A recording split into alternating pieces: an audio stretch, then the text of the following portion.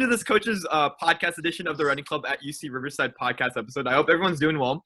I'm your host, Daniel Yang, president of Running Club, with my co-host, Thomas Kwase, vice president of Running Club. Yep. Today, we have a very special guest from my alma mater, Walnut High School head track coach, Keith Thompson. He's been at Walnut High School since 2007 as a coach. Under his leadership, Walnut has been undefeated for a lot of years. So how are you doing, coach? Man, dude, life is good. As crazy as things are, I'm in a very blessed situation. I'm happy. All my kids are healthy. Awesome. Everything's going really well. That's awesome. Considering. I could feel your energy getting like exuded in the out of the camera. Like I'm excited.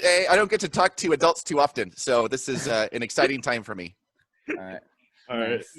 Yeah. So Awesome. I wanted to start off just like talking about the transition to being online. Like, how has that been? Like being a PE teacher, being a coach. Like, how has that been? Like transitioning online. You know, I enjoy learning new things, so it's been like a fun challenge to figure out the online component, and I definitely would keep aspects of it moving forward when we go back to in-person, whenever that is. But there is a lot of good functions because of it that I definitely will use. But in the meantime, I had never used Google Meet before, so I went from, I could watch Netflix was my internet savvy, and so now I can. I thought I could manage a webcam, but I couldn't figure out my webcam this morning. And so, you know, I feel pretty confident in navigating the online classroom and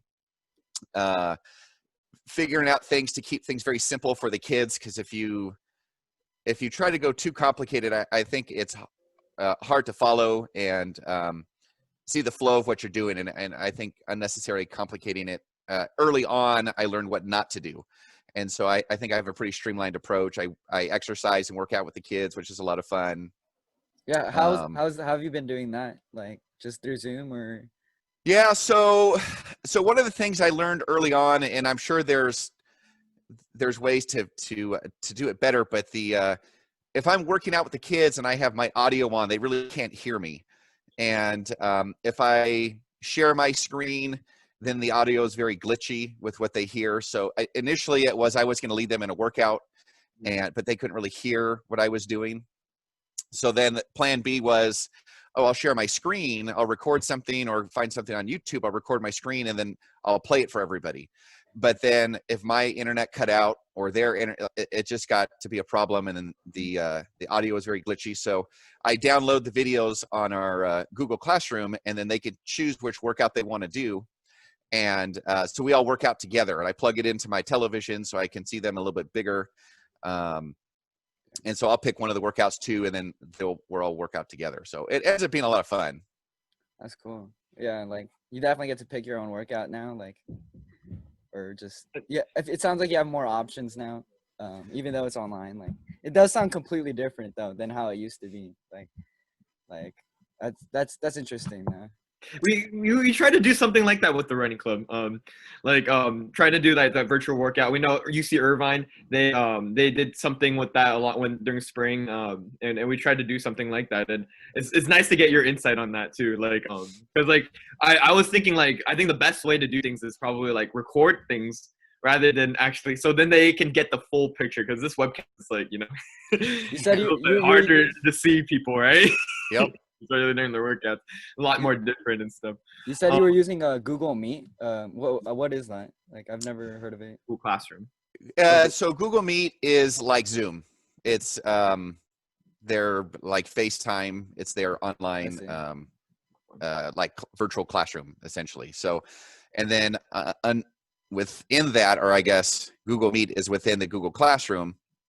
I have all their assignments listed. I can send them messages. There's the link to click into our Google Meet, which is essentially like a Zoom. It doesn't have all the same features that Zoom does. So some of Zoom I like better than Google Meet, and then some of Google Meet I like better than Zoom. And so right now it's kind of navigating which platform I want to use on which day, and then how to effectively send that to the kids, my students, so that way they know where to go or be like, oh, I didn't know, and then just not show up anywhere. I bet you get that too. Oh yeah. Yeah, for sure. So, and one of the I don't know, I let it go. And so kids, if they want to try to manipulate of like, oh, my internet cut out. So for the most part, any excuse a kid gives me, I will believe them 100%, even if I don't like really believe them. But if they say their internet cut out and I'm like, okay, great. The funny one is when we're working out and then somebody like reaches forward, like they're basically freezing their screen, I guess. But from them, they're like, oh, I don't know, my screen just froze. I'm like, oh, it freezes the same way every single time. That's really weird. Oh, but then I tell them how they can make it up, and they usually don't, but they have options to make up all their for full credit. And some of the kids really do have it hard, and it is a very stressful time for them. So I don't want to assume that everyone's manipulating me. So I would rather err on the side of caution of if someone's having a hard time, I'll just believe that everybody's having a hard time. And everybody has the entire semester to make up their stuff. Most students don't. But like I have problems. My kids have problems logging in. So whatever they tell me, I give them the benefit of the doubt. That's kind of crazy. I feel like kids are going to get smart about technology and stuff. Well, the new one they figured out is, so like on Google Meet, when you turn off your camera, and I'm sure it's the same thing with Zoom, you have your like profile picture. Yeah. And so before it was like a small version of your profile picture. Yeah. And now I guess you can expand it so it literally looks like you're just frozen when really they've logged off or they turned off their camera. So wow. they're genius. I'm like, dude, teach me. This is amazing. They're incredibly smart. Like this technology stuff they figured out. They're like geniuses. Dang, that's crazy. Yeah, like, it's fun. Like ditching class is completely different now. It's like you could literally just. Well, they can log on to their phone and be at the skate park, and which is great because I mean, really, it opens up so many options as far as where you do your schoolwork from. But so I had one student, we were supposed to be working out. She's like, oh, I'm on my way to the dentist, so I can't work out. And I'm like, okay, well, at least you're logged in and do the workout later, record it and upload it to me and you're good. Yeah. So yeah, I think it opens a lot of options up for kids. At least that flexibility, right? Like, yep. I mean, right? Yeah, because like we're all at home and stuff. Yeah, technically, like for me though, I have like that set schedule. So it's like, if it's PE, I need to go to PE. Like I don't, I don't have that dentist like yeah, but that's really interesting. Yeah, for us, we use Blackboard and Zoom, so kind of navigate. So I think the Google platform is actually pretty cool too, because like you get to post assignments and they get to log on. So I think it's like compatible. So that seems really, really cool. Yep. My question is that like I know that you've done a lot of like learning when back in college and your career and kinesiology and secondary education and teaching and coaching. So like, how did you get into that? How did you know that, hey, you wanted to? Well, it's funny. I was at Cal State Fullerton and I was a business major and I was having a horrible time. And so I went to my counselor and I said, I don't like business. I don't like accounting. This is not for me. I don't know what to do. And so she's like, well, what do you like? And I'm like, well, I listen to sports talk radio all the time. I don't want to be a sports talk person, but is there anything in sports to get a degree in? And so she's like, oh, kinesiology. And I'm like, I've never heard of what is, I don't even know how to spell that, let alone what is it? And so she explained what it was and that they have many different options you can do. And so one of them was physical education. And so I was really excited about it. And so I didn't know anything about it. So I was probably, I guess, in my third year of college when I found about that. So I changed my major and I think it added an extra, maybe almost year on to school, but it was a lot of fun. I've enjoyed it ever since. And then I get to coach, which is a huge passion of mine. And so the rest is history. That's awesome how you got into that. And I mean, I feel like you could be a really great sports commentator too also, because I work at Fox, right? We just hosted World Series. We hosted the Super Bowl earlier this year. Like, honestly, I can see you, like Kevin Harlan, Shane Bayless, like those type of commentators. Steve Curry's to be one. Thank you. I think I would get stage fright, like literally talking to so many people, but thank you. A lot of people, yeah. But yeah, I think, and I hope that helped Thomas too, because I know Thomas yesterday, he was like, oh, maybe I could become coach, because me and Thomas both we're both like business majors as well, and he's studying management, I'm studying finance, and so yeah, it's very interesting getting that insight too. Yep. Yeah. So my next question is like, how do you try to get to motivate runners, just like on a regular basis, and especially during this online class? Like, how do you get people to log on to these? So one of it is the parents are a huge part. I would say probably the most important part is making their kids log on. So I would say I get like a split, the parents that want their kids in school physically, and then parents that are like they need to be logged in. So I think there's a lot of support with the parents making sure that their kids are logged in versus before during the quarantine or during lockdown back in March. It was more, it wasn't voluntary, but it felt more voluntary, where this feels more official. So I don't really have a problem with students showing up. Anytime I have a student not show up, I, just like any other day with attendance, I'd mark them absent, and then the attendance office or counselors reach out to the students, and then kind of get the problem solved. So that part, I don't really have a problem with attendance. The kids, for the most part, I would say the hardest part is having conversations with them. So at the beginning, I'll try to do like 10 minutes of getting to know them and just small talk, and it's just silence. So I've learned that I have to call on kids, as opposed to just leaving it open, like, hey, how was your day? It's like, oh, Thomas, how was your day? Daniel, how was your day? And then I get a little more feedback that way. But if I just leave it open, then nobody responds. Yeah, I could see that because I was pretty quiet in high school, and like I barely talked like freshman year. But like if it was online, I'd feel like it'd be a lot harder. Like it's a lot easier to hide online. So Yeah. Yep. But Yeah. do you feel like the team or like the cross country team has gotten like bigger or smaller because of the online? So I'm not coaching cross country anymore, but I do work. Okay. I know you guys interviewed Coach Knox, I think Yeah. recently. Yeah. And so numbers wise, I think our cross country team is pretty much the same. We're usually around 40 to 60 on any given year. And so I think we're pretty close to what that is. In track, we usually are around 140 to 160 on our team. And so I think we're going to be pretty close to where that is also.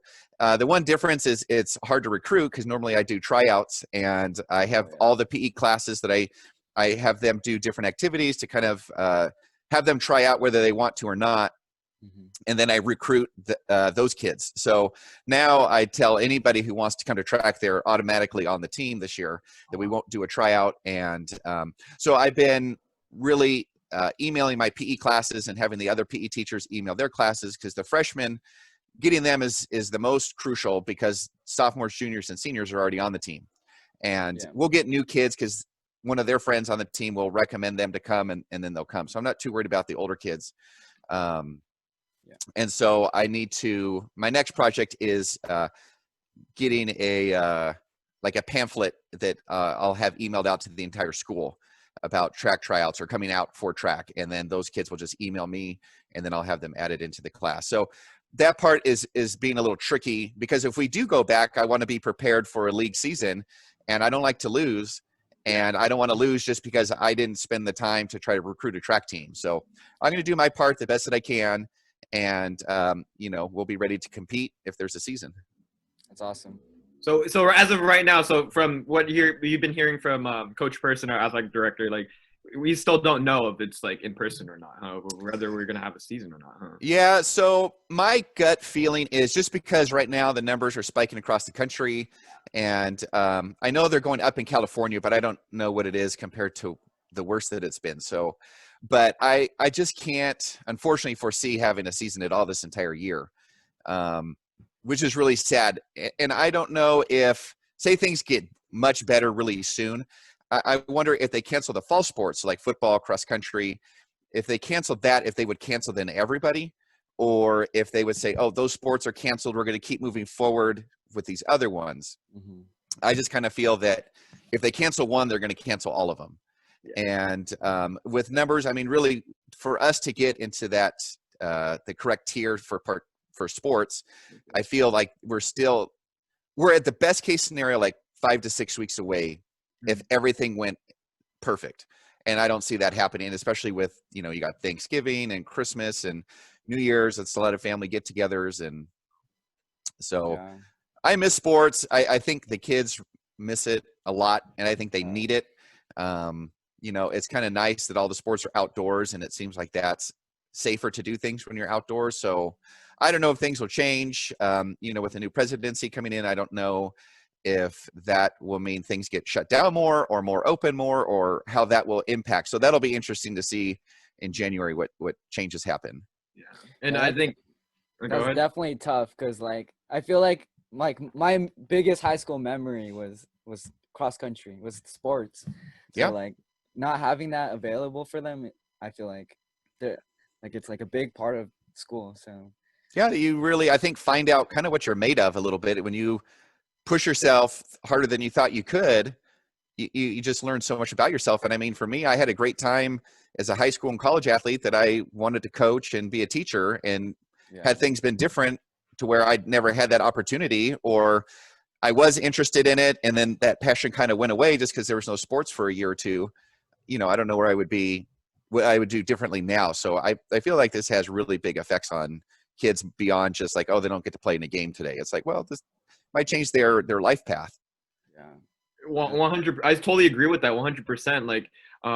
Like the whole aspect, because like me and Thomas, we're graduating actually like in 3 weeks from now, and Wow. our season's been cut short too. We technically, this is our final senior year. It's so exciting. I remember my senior year at Walnut High School. That senior week and all that stuff was just like those senior nights for track was just phenomenal. I can still remember those things, and I kept all those things on, like it's still on my wall and everything. So yeah, it was a good time. It was so much fun. Yeah, and I love doing those, and yeah, it's just unfortunate with COVID and stuff, but it also had made things possible, right? Like I said earlier in the show, I said I work at Fox, right? The office is in New York, and I'm working here, so I wake up 5 a.m. and trying to get things done in New York, and also trying to be here too, also for running club, and I mean this podcast was born because of the pandemic. We always wanted to do it, but like that's a whole nother story, right? Like it's a concept, but like actually initiating something new to the program or adding something, it's a lot more different. It takes a lot more initiative and courage, I think. Yep, Yeah. I agree. Yeah, and I appreciate that. I have another question. So I know that like when I first joined in Walnut, we had big teams. I remember in cross country, like 80 people, like we get 40 to 60, but like on my first year, we just had a record attendance, like 80, 70. And I remember you were the assistant coach, and also track, I was like, wow, it's close. Like I felt like it was close to 200 to 150 to almost 200. And I was wondering, how do you manage large groups like that, like so many people, like people come up to you? That was nuts.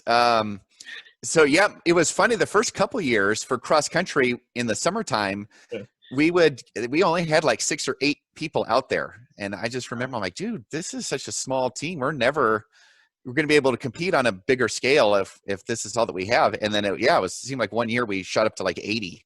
And then everybody, especially when we switched to the 7 a.m. practice, everybody stayed. And so you got to be incredibly disciplined as far as communication goes. So I really took a lot of time to figure out how to communicate, which first was like handouts. And then I'm like, man, I think I'm cutting down like a forest in some country, and our air quality is not going to be so good. So then I figured out, emails, because the parents were like, hey, you're giving this stuff to my kid, they're not giving it to me. And so then I figured out emails, and then it kind of keeps expanding from there. Twitter. But yeah. Huh? And Twitter. Yes. Sorry, Twitter. Yes. You made me create a Twitter, and I never think about doing Twitter. I'm really bad at social media, because I had a Facebook, a track Facebook, a Remind, a Twitter. I think I wanted to start an Instagram, but I just couldn't keep up with it. It was just too much. And so my lane is like email. And I kind of, every year when we have our captains meetings, I kind of always throw out the different ways of communicating. If kids want to take the lead, that could be their baby, that could be their project. And some years it's great, some years nobody wants to do it. And in either way, it's fine. I always try to tell them, like, this is your team, I just coach it. And so you can have this be as special and as big as you want, or you could be uninvolved. It's completely up to you. I tell the parents, my job is to coach. Your kid's job is to compete. Your job is to make everything how special you want it to be, how you want these track meets to go, invitationals. and most of them have had no experience in track, so they don't even know what to expect. So a lot of that through communication is like, hey, it's okay to show up to a track meet. It's okay to help in the events. It's okay to help in the snack bar, and to kind of gently nudge them to help in different ways. But it's only like 10% of the parents maybe that get involved in actually helping run a track meet, which it takes quite a bit of help to run those track meets. And so a lot of it then falls onto the athletes to pick up the slack. But yeah, communication is huge. I usually send like weekly emails. I had another app, I forget what it was called. It might've been GroupMe or Remind. GroupMe. And so that was sent out if like there was last minute changes, like if it rained and we couldn't practice, that way parents knew that they could pick up their kids. If we're coming back from a track meet, I could tell them when we're leaving the high school, so that way they could come and get picked up. So there's nothing worse than, I remember one of our students, you probably ran with her, I don't want to put her on blast, but Mount Sac had ended for track. Yeah. And then she called her mom to come pick her up once everything was done. So I had to wait an extra probably 45 minutes. I remember. I'm like, oh, I just want to go home. I'm so tired. You and Coach Polite, yeah, it was. Yeah. Oh no, Polite would not stick around. No, he was like, I'm out of here. And and I didn't want him to stick around. He was an old guy, and I felt like that's the job as the assistant, is to make the head coach shine. And so I didn't ever want him to feel that he needed to stay. Sometimes he would, but I wanted him to feel very comfortable that he could go ahead and leave. So, but yeah, communication is just the most important. With that group, I have meetings every week with my assistant coaches.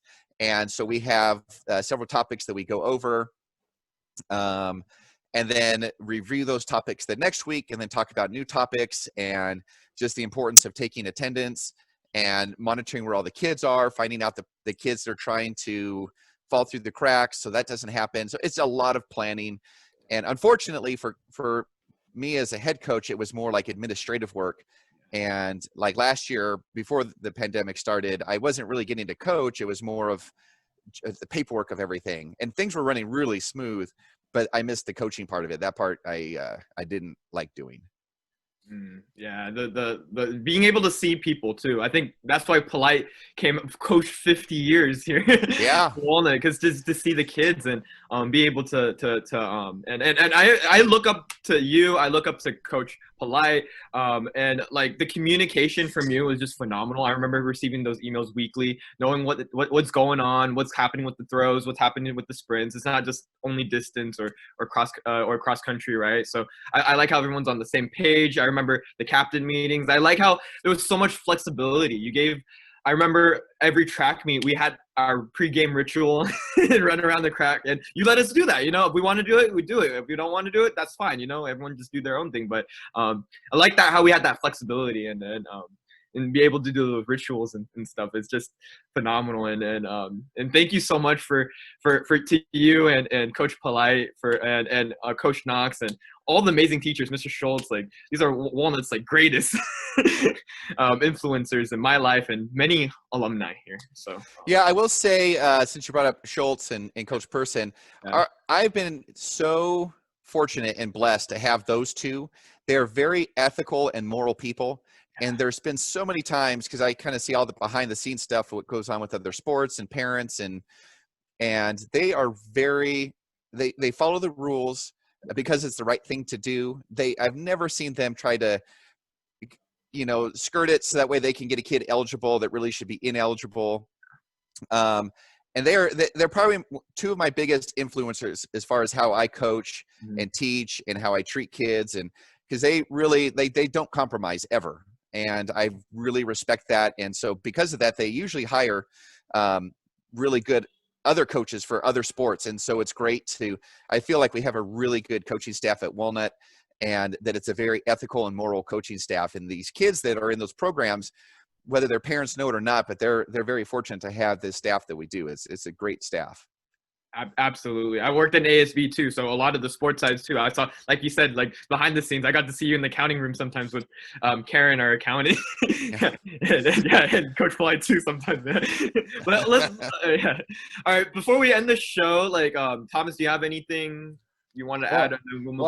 I just what you just said. Like, I feel like having a strong coaching staff, like running, is like for like improving your mental health, improving your overall health, or just like it's just healthy. And like I feel like running is a very healthy sport, and having like a good coaching staff that makes it like such a healthy environment for like high schoolers. I feel like that's awesome. So I'm gonna move on to the final kick. It's a 10 speed round questions. You're trying to answer them as fast as you can. Oh boy. Okay. What's your favorite running event? 800. What shoe do you run in? I run in Sauconys. Hot or cold? Cold. On my rest days, I like to. I try not to have any rest days. I'm a creature of habit, so I do the same thing every single day, all day long. That's awesome. Which coach do you want to give a shout out to? Shoot, there's so many. I'll say Coach Polite. He had probably the most profound impact on me. He's not with us anymore, but he was just the best coach ever. What book do you recommend? Currently right now I'm reading High Performance Habits. Habits. Awesome book. All right. Mile or 5K? Mile. Have you ever done a marathon? I have not. And this is the last question. What's your favorite breakfast? I do I was gonna say a protein shake. It's one of the meal supplement shakes in the morning. Okay. Yes.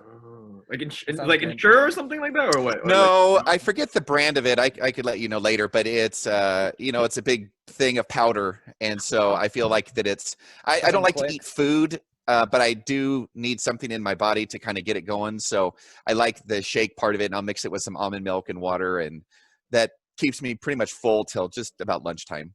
That's nice. It sounds really quick too. Yeah, it is. It's super easy. Yep. That's awesome. Very efficient, yeah.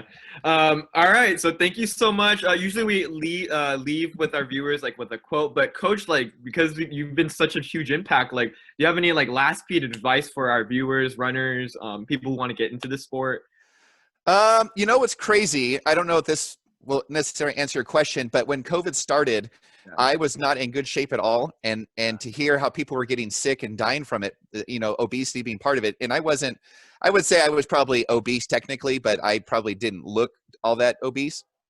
So I started walking and hiking and got up to running, and so I probably run now more than I ever did in high school and college, and I feel great. I feel like I look a lot better, and so I would encourage you that if running isn't like, I know some people want to get out and run a mile or two and can't even walk 2 miles or 1 mile, then just get out and just start walking, and then just track your progress, and then just slowly increase, jog for a minute and then walk for 40 minutes, and then just, keep adjusting the scale to where you end up running. So now I can run for a whole hour, and I love it. It's a lot of fun. I run slow, but I love it.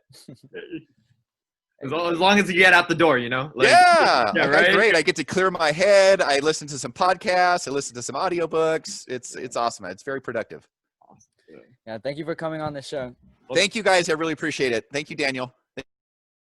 Hello, Running Club at UC Riverside fans. Daniel Yang here, president of Running Club. If you like that video that you just watched, smash that like button down below.